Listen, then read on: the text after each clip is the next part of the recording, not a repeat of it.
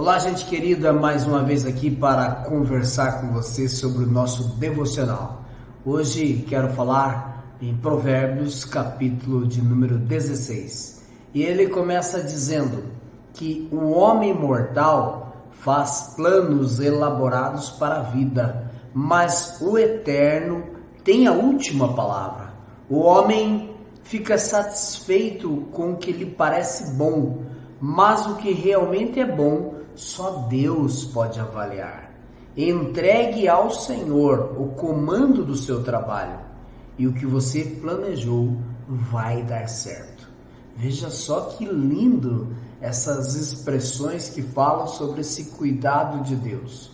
Talvez de forma grosseira podemos dizer que vamos planejar tudo, mas a execução não está em nós.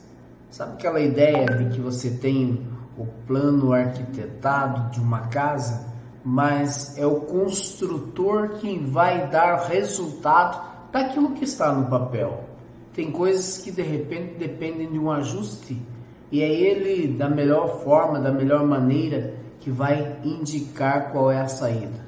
Desta forma podemos entender que o construtor da nossa vida é Deus. Podemos ter muitos planos, no entanto, se Deus não estiver no comando, nada resolve. Mas o texto continua dizendo, e na verdade é lindo esse texto, porque até no versículo de número 9, ele vai falando sobre essa soberania de Deus, sobre deixar as coisas ao cuidado de Deus. E o versículo de número 4 diz que o Eterno, ele fez todas as coisas com um propósito e até mesmo os perversos para o julgamento. Veja, aqui está falando de algo tão tremendo. Às vezes as pessoas lá fora que não temem a Deus acham que elas estão no comando das suas próprias vidas. Tem gente que acha que o comando da sua vida é o próprio dinheiro que tem, são as coisas que tem. No entanto, precisamos entender que se Deus não estiver no controle da nossa vida, nada resolve.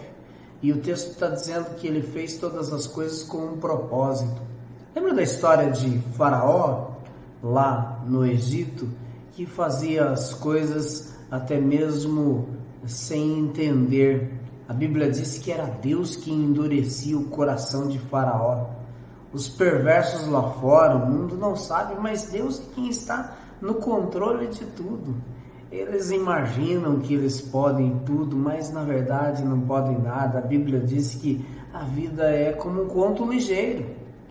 Jesus, falando a respeito de tantas coisas, ele diz: louco, nesta noite pode ser que peçam a tua alma. Ele está falando ali da dualidade da vida, de entender o valor das coisas terrenas e espirituais. Mas continuando o texto aqui, diz que o Eterno não suporta a arrogância. Olha que interessante. Deus não suporta a arrogância. E acredite, esses arrogantes terão o fim que merecem. Com o amor e a verdade se perdoa o pecado, e com o temor do Eterno se desvia o mal. Quando o Eterno aprova alguém, até os inimigos desta pessoa se tornam amigos. Que legal, que bacana essa definição. Quando Deus está com a gente, se percebe isso? As portas se abrem, tudo vai bem. Deus usa coisas, pessoas, momentos, circunstâncias para abençoar os seus filhos. Perceba que na história do povo de Israel, apesar deles serem escravos, mas no final de tudo, os próprios egípcios foram direcionados para dar riquezas a eles. É assim que acontece. Quando você teme a Deus, quando você ama a Deus, Ele tira do ímpio para te dar. E Ele vai fazer isso, Ele quer fazer isso, é vontade dEle abençoar os seus filhos. Os seus inimigos passarão a respeitá-lo, a respeitá-la, porque, de certa forma, quando amamos a Deus, Ele abre portas. E quando Ele abre, ninguém fecha. E o que Ele faz está feito, ponto final. Na verdade, precisamos confiar em Deus. O texto do verso 8 diz que melhor é ser pobre e mais justo do que ser rico e injusto. Aqui está falando exatamente de você entender o valor da vida. É claro que Deus, Ele tem o controle de todas as coisas, e aqui não está falando e nem fazendo uma apologia a você ser miserável. Claro que não. O texto aqui está querendo dizer que a justiça, que a alegria, que o contentamento não estão nas coisas. Por isso que Mateus capítulo 6, verso 33 diz da necessidade de buscarmos Deus em primeiro lugar, e todas as coisas nos são acrescentadas. Mas o texto continua dizendo que um bom líder, ele motiva e tem autoridade, e não conduz ao erro e nem tira vantagem. O bom líder, aquele que tem o comando de uma equipe que quer prosperar, não é arrogante, não busca interesses somente seus, porque ele quer ver uma equipe prosperar. Aqui, no sentido de autoridade espiritual, um pastor que pense na sua equipe, ele vai querer que a igreja cresça. Um líder que pense na sua equipe quer que a empresa, quer que os negócios dele cresçam. Um pastor que pensa na sua casa como igreja, ele quer sempre vê-la prosperando. Um marido, uma mulher que quer as coisas funcionando de acordo com a vontade de Deus, não age com arrogância, mas pensa exatamente em buscar o interesse de todos comuns de acordo com os princípios da palavra de Deus. E o texto continua falando tantas lições que nós podemos aprender aqui. Está falando de liderança e diz que um bom líder, no verso 13, ele se alegra com a honestidade e valoriza quem fala a verdade. Você percebe isso? Estamos vivendo uma situação no mundo em que as pessoas têm a tendência de mentir que está tudo bem, mentir que vai de repente fazer alguma coisa e não faz, e aquilo parece que é tão normal.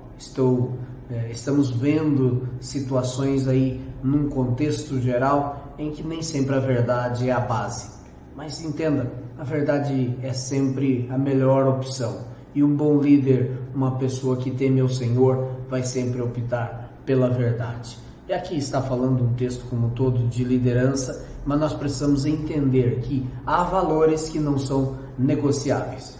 Não podemos negociar princípios que a palavra de Deus nos dá como base. E uma delas é exatamente a sabedoria, a verdade, o entendimento de acordo com o que Deus tem para nós. O texto continua dizendo, e no verso 17 diz que a estrada do justo se desvia do mal. Olha que interessante, a estrada do justo se desvia do mal, e quem vigia os seus passos salva a sua vida. Você precisa, e nós precisamos pensar onde pisamos, e os passos de um homem bom, eles são guiados pelo Senhor, e então precisamos entender que se Deus está com a gente, vamos seguir os passos de acordo com a vontade dele. E o texto diz que a estrada do homem justo, de quem teme ao Senhor, se desvia do mal. Por isso que o salmista ele escreve dizendo que bem-aventurado o homem que não se detém, não está no caminho dos pecadores. O caminho dos pecadores não é para filhos de Deus. O caminho dos pecadores são para os pecadores. O caminho dos filhos de Deus pode até ser mais estreito, mas no final tem recompensa e galardão. O texto diz que primeiro vem o orgulho e depois a queda. Percebe isso? O orgulho precede a queda, a gente costuma dizer, e é o que está na Bíblia. O orgulho precede a queda. Primeiro vem o orgulho e depois a queda. Quanto maior o ego, maior é o tombo. Todo aquele que se comporta de forma soberba e orgulhosa não está imitando Jesus. O orgulho precede a queda. O texto continua dizendo que é melhor ser obediente a Deus e viver entre os pobres que ser rebelde e viver entre ricos e famosos. Aqui, mais uma vez, não diz respeito simplesmente a ter uma vida miserável na essência. Claro que não. Deus ama a prosperidade dos seus filhos. Aqui está dizendo que se for necessário você ter menos para ter paz, alegria e vida de Deus, tenha menos, mas se comporte de acordo com a vontade de Deus. O verdadeiro entendimento é fonte de água fresca, diz o texto do verso 22. Mas o insensato sofre com a sua própria insensatez. Veja só, quando você entende o que são essas verdades, você se alimenta delas. O contrário também é quando você entende que a palavra de Deus tem que ser deixada de lado, você tem as consequências daquilo que você escolhe.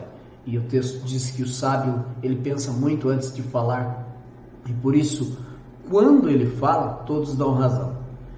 Quando temos o Espírito Santo de Deus, e então temos sabedoria, e precisamos ser dosados, moderados, temos domínio próprio, e tudo aquilo que nós já falamos anteriormente.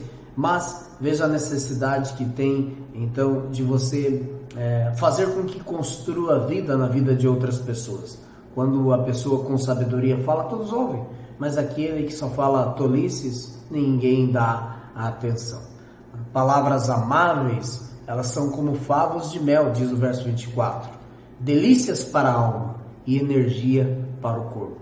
Ninguém gosta daquilo que é amargo, daquilo que fere, daquilo que causa dor. Claro que não. Em sã consciência, a gente gosta de palavras que acalentam o coração.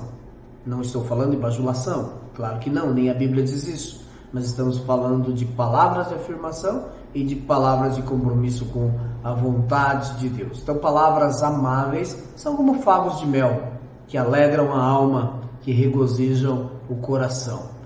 O texto continua dizendo, e lá no verso de número 28 diz que o perverso sempre causa brigas, e quem traz fofoca só provoca inimizades. Fofoca não combina com quem serve a Deus. Perversidade, ruindade não está no caráter de quem ama a Deus. Pergunte-se sempre, Jesus faria isso? Jesus comentaria isso a respeito desta situação ou desta pessoa? Se a resposta for não, preste atenção que pode ser pecado. E o texto continua dizendo e finaliza ali nos últimos versículos, diz que o cabelo grisalho merece atenção especial e é o prêmio de uma vida leal a Deus. Aqui está falando de maturidade, não meramente só pelo fato de ter cabelo grisalho. O fato de ter cabelo grisalho aqui está dizendo do valor da vida e que naturalmente se tem maturidade, se entendem as coisas. Vivemos numa época que nem sempre somente o cabelo branco, o cabelo grisalho é sinônimo de respeito. Eu pertenço a uma época que as pessoas, quando viam um crente em Jesus, eles faziam negócios sem que você precisasse assinar alguma coisa. Isso fala de maturidade, de crença na pessoa. O texto aqui está dizendo e falando, valorizando a maturidade, valorizando a vida como um todo, de alguém que passou a vida e que, por mais que houveram erros, mas essa pessoa, ela conquistou respeito. E nos versos 32 diz que é melhor ser paciente do que valentão, é melhor saber se controlar do que conquistar as coisas do seu jeito. É assim que funciona. Deus precisa estar no controle, a paciência é algo que precisamos praticar, faz parte daquelas camadas, daqueles gomos do fruto do Espírito. E por último, nós precisamos finalizar dizendo que quando apresentamos as nossas propostas e contamos os nossos planos e votos para Deus, a palavra final é dele. Perceba que aqui não está dizendo que você não pode fazer planos, muito pelo contrário. É natural que você tenha planos, mas você precisa ter planos e estar de acordo com a vontade e de acordo com o querer de Deus. Tá certo? Deus te abençoe hoje e sempre.